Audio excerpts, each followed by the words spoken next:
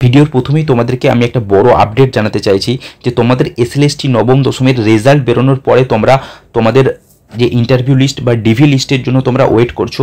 তো আজকে শনিবার তোমাদের রেজাল্ট যদি না আসে, শনিবারের মধ্যে তোমাদের আসার কথা ছিল, শনিবারের মধ্যে আসবে না, তোমাদের ডিভি লিস্ট আসবে না, মানে এই তোমাদের 5 তারিখ 6 তারিখের মধ্যে তোমাদের আসার কথা ছিল, আসবে না। তো তোমাদের আসবে নেক্সট উইকে, অর্থাৎ তোমাদের নেক্সট মন্ডে থেকে ওয়েডনেসডে কি তোমাদের টুইস্টের মধ্যে তোমাদের চলে আসতে পারে তোমাদের মিডল লিস্ট কি ডিভি লিস্ট, ঠিক আছে। এবারে তোমরা তোমাদের যে সায়েন্স সাবজেক্টের কাট অফের একটা ভিডিও চাইছিলে, আমি ইংলিশ এবং বাংলার কাট অফ আমি প্রেডিকশন করেছি, তোমরা সবাই কাট অফ প্রেডিকশনটাকে সাপোর্ট করেছো এবং কমেন্টে তোমরা বলেছো কাট অফ প্রবাবলি এরকমই থাকবে।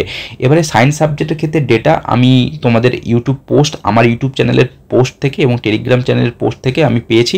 সেই ডেটা নিয়ে আমি এই কাট অফ অ্যানালিসিস করব। কাট অফ অ্যানালিসিসের জন্য আমি যেই বিষয়গুলোকে মাথায় রাখবো, প্রথমত হচ্ছে ভ্যাকেন্সি, ঠিক আছে, প্রথমত রাখবো আমি ভ্যাকেন্সি, তারপরে আমি ক্যাটাগরি, এবং যেহেতু সিঙ্গেল শিফট সুতরাং ইজি হোক বা মডারেট হোক সেটা বা হার্ড হোক সেটা একটা ওভারঅল সেমই থাকবে সবার, এখানে কোনো ইজি শিফট কোনো হার্ড শিফটের কোনো ব্যাপার নেই। এবং নাম্বার অফ ক্যান্ডিডেট কতজন প্রেজেন্ট ছিল সেই ডেটাটা আমার কাছে নেই, কিন্তু টোটাল ক্যান্ডিডেট যেটা নবম দশমে সেটা এই ক্যান্ডিডেট প্রেজেন্ট ছিল 2,93,192 টোটাল সায়েন্স আর্ট সমস্ত সাবজেক্ট নিয়ে, ঠিক আছে। শুধু আলাদা আলাদা সাবজেক্ট ওয়াইজ ডেটা আমার কাছে নেই। এবার দেখো, তোমাদের যদি আমি দেখতে চাই যে কাট অফের ক্ষেত্রে সায়েন্সের ক্ষেত্রে বিশেষ করে ম্যাথসের ক্ষেত্রে একটা বড় রকম তোমাদের ম্যাজিক দেখতে পাবে, যে ম্যাক্সিমাম ক্যান্ডিডেট যারা কিন্তু ইন্টারভিউ বা তোমার যারা ডিভির জন্য যারা ইন্টারভিউতে যারা অ্যাপিয়ার হবে তাদের ম্যাথসের ক্ষেত্রে এবং ফিজিক্যাল সায়েন্সের ইডাব্লিউএস ক্যান্ডিডেটদের ক্ষেত্রে তাদের কিন্তু একটা ধরতে পারো একটা 95% তাদের প্রবাবল থাকবে যে তারা কিন্তু ফাইনাল মেরিট লিস্ট যাবে এবং তারা জব পাবে, ঠিক আছে। তো এটাই পুরো ভিডিওতে তোমরা স্টেপ বাই স্টেপ দেখতে থাকো, মন দিয়ে পুরোটা ডেটা তোমরা দেখতে থাকো। যদি কোনো তোমাদের সাজেশন থাকে অবশ্যই তোমরা আমাকে কমেন্টে জানিও। দেখো, চ্যানেলে যারা নতুন আছো অবশ্যই তোমরা চ্যানেলটাকে সাবস্ক্রাইব করে রেখো। এসএসসি, ডাব্লিউবি, পিএইচসি বা তোমাদের রেল, এসএসসি, সেন্ট্রাল গভর্নমেন্টের এক্সামের যে কোনো রকম খুঁটিনাটি আপডেট তোমরা এই চ্যানেল থেকে পেয়ে যাবে। চলো ভিডিওটা প্রথম থেকে স্টার্ট করা যাক। প্রথমে আমি ম্যাথামেটিক্স নিয়ে আলোচনা করব, তারপরে লাইফ সায়েন্স এবং শেষে ফিজিক্যাল সায়েন্স। তো ম্যাথামেটিক্সের ক্ষেত্রে যদি দেখি, আমাদের টোটাল ভ্যাকেন্সি যেটা ছিল সেটা 3922, ঠিক আছে, এটা ছিল আমাদের টোটাল ভ্যাকেন্সি। কিন্তু ইউআরের ভ্যাকেন্সি যদি দেখতে চাই অনলি ইউআর, তো সেক্ষেত্রে 984 ছিল ইউআরের ভ্যাকেন্সি। আর যদি ইউআর ফিমেলের দেখতে চাই, ইউআর ফিমেলের হচ্ছে 462 হচ্ছে ইউআর ফিমেলের ভ্যাকেন্সি, ঠিক আছে। তো বাকি ক্যান্ডিডেটগুলো তোমরা অ্যাড করে নিয়ে টোটাল ভ্যাকেন্সি আসছে এইটা। এবার দেখো, ভ্যাকেন্সিটা হচ্ছে সবচেয়ে বড় একটা ম্যাটার করে। ইউআরের ক্ষেত্রে যদি ভ্যাকেন্সি দেখতে চাই, আমি যদি অ্যাপ্রক্স যদি ধরি যে মেল এবং ফিমেল এই দুটোকে অ্যাড করে যদি দেখি 1600 কাছাকাছি, এবং 1.6 টাইম যদি এর ডাকে, ধরো 1600 টোটাল ক্যান্ডিডেট আছে, ঠিক আছে। ডেটাটা ভালো করে দেখো, তাহলে তোমরা পুরো তোমাদের কাট অফের গেমটা বুঝতে পারবে।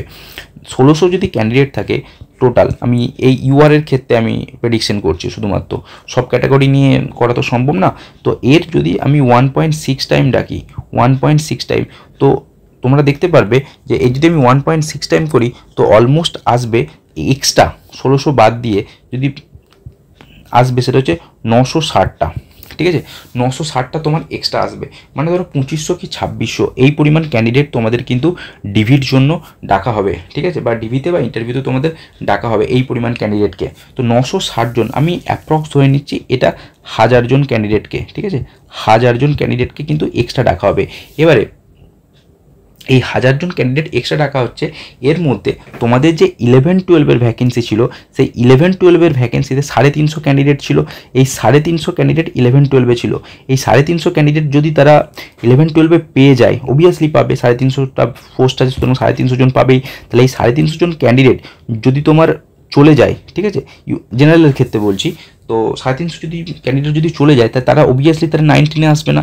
আর 19-এ এলেও খুব মার্জিনে খুবই কম পার্সেন্টেজের মানুষ যারা ঘরের কাছে হোম ডিস্ট্রিক্টে হয়ে যাবে বা ঘরের কাছে হয়ে যাবে তারা কিন্তু 11-12 তুলনায় 9-10টাকে প্রেফার করবে, কারণ খুবই কম থাকবে। কারণ 11-12 ওবিএসলি 9-10 জন্য অনেকটা একটা প্রেস্টিজিয়াস জব। তো সেক্ষেত্রে আমি ধরছি যে 300 জন আসছে, 350 জনের মধ্যে 300 জন আসছে। এবং কিছু ক্যান্ডিডেট যারা থাকবে যারা 10 মার্কসের যে তোমাদের ম্যাটারটা আছে বা আদার্স যে তোমাদের ম্যাটার্সগুলো আছে, তোমাদের যদি আদার্স যে এক্সপিরিয়েন্স সার্টিফিকেট যেগুলো আছে, এই এক্সপিরিয়েন্স সার্টিফিকেট তারা ফলস সাবমিট করে বা তাদের কোনো ডকুমেন্টস যদি কোনো ভুল থাকে, সেই সব নিয়ে তারা প্রায় বাদ অনেক যাবে। কেননা ফার্স্ট লিস্টে তোমরা দেখতে থাকবে যে 11-12-এই দেখবে একটা সেকেন্ড লিস্ট আসবে, সেখানে অনেক ক্যান্ডিডেট বাদ যাবে।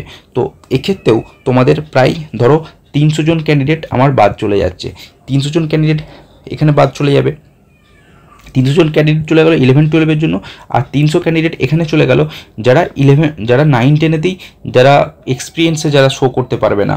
ঠিক আছে, তো আর তোমার দেখে নাও, আর 100 জন ক্যান্ডিডেট, অ্যাপ্রক্স 100 জন ক্যান্ডিডেট আমি ধরে নিচ্ছি, 100 জন ক্যান্ডিডেট যারা 11-12-এ যারা ফলস ক্যান্ডিডেট, যারা অ্যাপিয়ারই হবে না বা যারা তাদের 11-12-এর কোনো আদার্স কোনো ডকুমেন্টস এসব কারণে তাদের বাদ চলে যাবে। তো ধরে নাও 700 জন ক্যান্ডিডেট, আমি যদি 500-600 ধরে নিই, আমি 700 ধরে চলছি, তো 700 ক্যান্ডিডেট কিন্তু বাদ চলে যাবে। সুতরাং পড়ে রইল আর কতজন?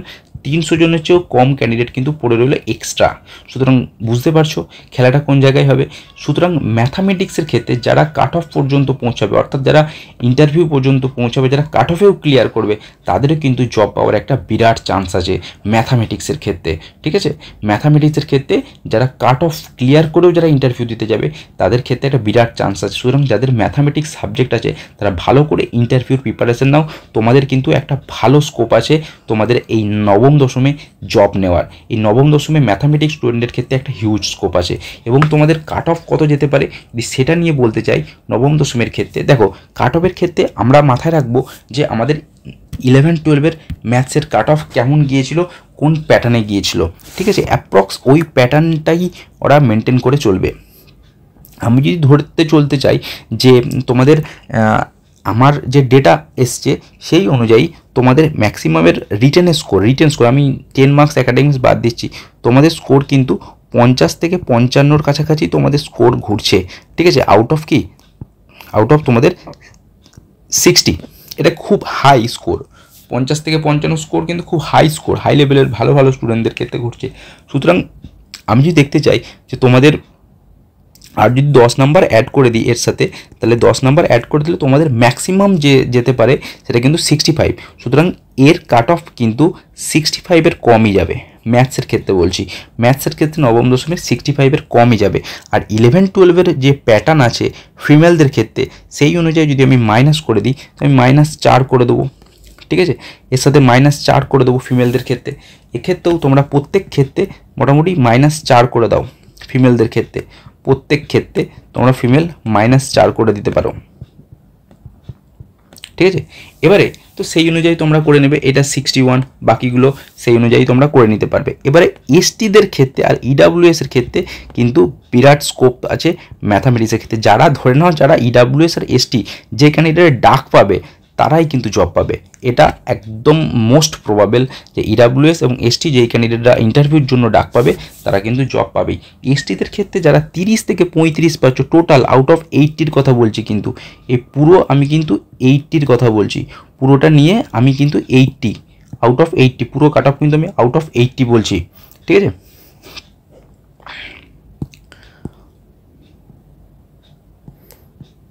Out of 80।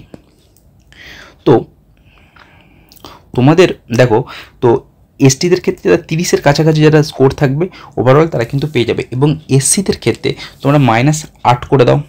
ঠিক আছে, এসসিদের ক্ষেত্রে -8 করে দাও, তাহলে -8 করে দিলে তোমরা ধরে নাও ওই 57-এর কাছাকাছি যাদের স্কোর আছে তারা কিন্তু এসসিদের ক্ষেত্রে পেয়ে যাবে। বাকি ওবিসি এ বি তোমরা সেই রেশিওতে করে নিও। ম্যাথামেটিক্সের ক্ষেত্রে ওবিসি এ তোমরা ধরে নাও এখান থেকে 4 কমিয়ে দাও, ওবিসি এ এখান থেকে -4 কমে দাও, এটাও ধরে নাও 61, আর ওবিসি বিটা -5 কমিয়ে দাও। ঠিক আছে, ওবিসি বিটা -5 কমিয়ে দাও, তাহলে সেক্ষেত্রে এক্ষেত্রে তোমার -5 কমিয়ে দাও, সেই মতো চলে আসবে 60-এর কাছাকাছি। ঠিক আছে, ইডাব্লিউএস এর ক্ষেত্রে ধরে নাও, ইডাব্লিউএস এর ক্ষেত্রে ম্যাথসে যারা ডাক পাবে তারাই কিন্তু জব পেয়ে যাবে। ঠিক আছে, ইডাব্লিউএস ওভারঅল যদি 30-35 হয় টোটাল, ঠিক আছে, সব মিলিয়ে যদি 30-35 কি 40, 30 থেকে 40 যদি আমি 40-ই ধরি, ঠিক আছে, সব মিলিয়ে যদি 40 পেয়ে যায় তাও কিন্তু জব পেয়ে যাবে। ঠিক আছে, ইডাব্লিউএস এর ক্ষেত্রে 40 যদি পেয়ে যায়, মেলদের কথা বলছি, তাও আবার মেলরা যদি 40 পেয়ে যায় তাহলেও কিন্তু জব পেয়ে যাবে। বুঝতে পেরেছো? সুতরাং ম্যাথসের ক্ষেত্রে তোমরা ইন্টারভিউটা ভালো করে প্রিপারেশন নাও। এবারে আমি যদি তোমাদের লাইফ সায়েন্সের কথা দেখতে চাই, দেখো এই হচ্ছে তোমাদের লাইফ সায়েন্সের ভ্যাকেন্সি চার্ট। এটা হচ্ছে তোমাদের টোটাল লাইফ সায়েন্সের ভ্যাকেন্সি, ঠিক আছে। তোমাদের টোটাল লাইফ সায়েন্সের ভ্যাকেন্সি হচ্ছে এটা 3911। তার মধ্যে ইউআরের ভ্যাকেন্সি হচ্ছে এইটা, এবং ইউআর মেলের ভ্যাকেন্সি হচ্ছে এইটা, এবং ফিমেলের ভ্যাকেন্সি এইটা। তো সব মিলিয়ে তোমাদের টোটাল ভ্যাকেন্সি যেটা আসছে সেটা হচ্ছে 1400-র কাছাকাছি, ঠিক আছে। 1400-র কাছাকাছি হচ্ছে লাইফ সায়েন্সে। তো লাইফ সায়েন্সের ক্ষেত্রেও ডেটা একদমই সেম। আমি আর ভিডিওটাকে লম্বা করছি না। তোমাদের লাইফ সায়েন্সের ক্ষেত্রেও আমি ডাইরেক্ট কাট অফে যাচ্ছি। বাকি অ্যানালিসিস ম্যাথসের ক্ষেত্রে বলে দিয়েছি, অ্যাপ্রক্স সেই তোমাদের লজিক্যালেই তোমাদের চলবে কিন্তু এটা। সুতরাং ম্যাথসের ক্ষেত্রে যেমন তোমরা যে প্যাটার্নে আমি কাট অফটাকে করেছি, লাইফ সায়েন্সের ক্ষেত্রেও সেম করেছি। সমস্ত ডিটেলস দেখাতে গেলে ভিডিওটা লম্বা হয়ে যাবে, জাস্ট আমি ডাইরেক্ট কাট অফে যাচ্ছি। দেখো ম্যাথসের ক্ষেত্রে আমি যদি বলি, ম্যাথসের ক্ষেত্রে তোমাদের যে তো লাইফ সায়েন্সের ক্ষেত্রে কাট অফ যদি বলি আমি আউট অফ 80 এখানেও বলছি, আউট অফ 80। দেখো লাইফ সায়েন্সের কাট অফ কত যেতে পারে, এখানেও আউট অফ 80,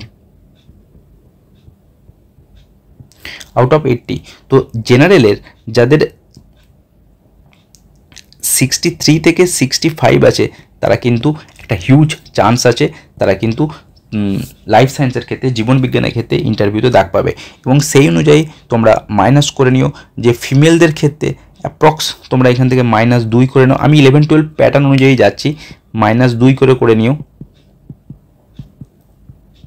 ঠিক আছে, ফিমেলদের ক্ষেত্রে, ঠিক আছে, -2 করে নিই। এবং ইডাব্লিউএস এর ক্ষেত্রে ওই সেম, যাদের 40 কাছাকাছি থাকবে তারা কিন্তু লাইফ সায়েন্সের ক্ষেত্রেও ডাক পাবে এবং তোমরা জব পেয়ে যাবে।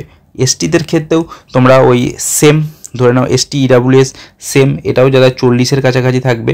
এবং এসসিদের ক্ষেত্রে ধরে নাও তোমরা ওই 55-র কাছাকাছি যারা থাকবে তারা পেয়ে যাবে। বাকি ওবিসি এ বি তোমরা এই সেম ক্যাটাগরিতেই চলবে, ঠিক আছে। এরপর আমরা যাব তোমাদের ফিজিক্যাল সায়েন্সের কথায়।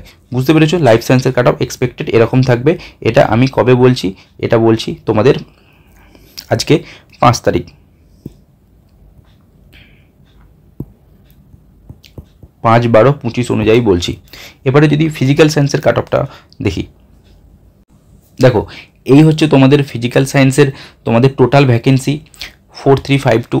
এবারে ফিজিক্যাল সায়েন্সের ক্ষেত্রে ভ্যাকেন্সিটা কিন্তু অনেকটাই বেশি। ফিজিক্যাল সায়েন্সে যারা এবারে পরীক্ষা দিয়েছে ইডাব্লিউ এবং এসটি, তাদের ক্ষেত্রে কনফার্ম জব লিখে নাও।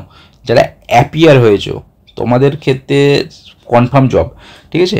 তো দেখো ইউআর এবং তোমাদের ইউআর মেল এবং ফিমেল তোমাদের ভ্যাকেন্সি ভালো আছে ফিজিক্যাল সায়েন্সের ক্ষেত্রে। এবং ফিজিক্যাল সায়েন্সের ক্ষেত্রে যদি তোমাদের টোটাল ভ্যাকেন্সি দেখতে চাও, টোটাল ইউআরের ভ্যাকেন্সি হলো এইটা, এবং টোটাল ভ্যাকেন্সি হচ্ছে তোমাদের মেল ফিমেল মিলিয়ে হচ্ছে এইটা, যেটা তোমাদেরকে বললাম। এবারে ফিজিক্যাল সায়েন্সের ক্ষেত্রে দেখো, ফিজিক্যাল সায়েন্সের ক্ষেত্রে তোমাদের 11-12 কাট অফ কত গিয়েছিল, 11-12 কাট অফ কত গিয়েছিল 56। দেখো এক্সপিরিয়েন্সে 10 নাম্বার বাদ দিয়েও কিন্তু তোমাদের 56। ফিজিক্যাল সায়েন্সে ধরে নাও সবচেয়ে লো কাট অফ যাবে ফিজিক্যাল সায়েন্সে সবচেয়ে লো কাট অফ সায়েন্সের সাবজেক্টের ক্ষেত্রে, বা তোমাদের সাবজেক্টের ক্ষেত্রে তোমাদের ফিজিক্যাল সায়েন্সের সবচেয়ে লো কাট অফ যাবে। 56-ই গিয়েছিল তোমাদের 11-12। এর মধ্যে কিন্তু অনেকে বাদ যাবে, অনেকে 11-12 চলে যাবে। সুতরাং ফিজিক্যাল সায়েন্সের ক্ষেত্রে তোমাদের যদি 60 থাকে, ঠিক আছে, তোমাদের যদি 60 থাকে, অর্থাৎ যদি 50+10, ঠিক আছে, তোমাদের যদি 60 থাকে ফিজিক্যাল সায়েন্সের ক্ষেত্রে, তোমাদের যদি 60 থাকে মানে 50+10, এই ক্যান্ডিডেট যারা আছো তারা কিন্তু পুরোপুরিভাবে সেফ। তোমরা পুরোপুরিভাবে সেফ থাকছো। যাদের 50+10 যাদের আছে তারা পুরোপুরিভাবে সেফ থাকছো যে কোনো ক্যাটাগরির ক্ষেত্রে। 60 তোমাদের একদম সেফভাবে থাকছো। এবারে ফিজিক্যাল সায়েন্সের ক্ষেত্রে তোমাদের বাকি ক্যাটাগরিগুলো কিন্তু সেম অ্যালগরিদমই কিন্তু চলবে। ইডাব্লিউএসের ক্ষেত্রে ধরে নাও ফিজিক্যাল সায়েন্সে যারা 30 পাচ্ছে তারা কিন্তু ডাক পেয়ে যাবে, যারা 30 পাচ্ছে তারাও ডাক পেয়ে যাবে। আর ইউআর ক্যাটাগরির ক্ষেত্রে বললাম ওই মোটামুটি ধরে নাও 60-এর কাছাকাছি, আউট অফ 80,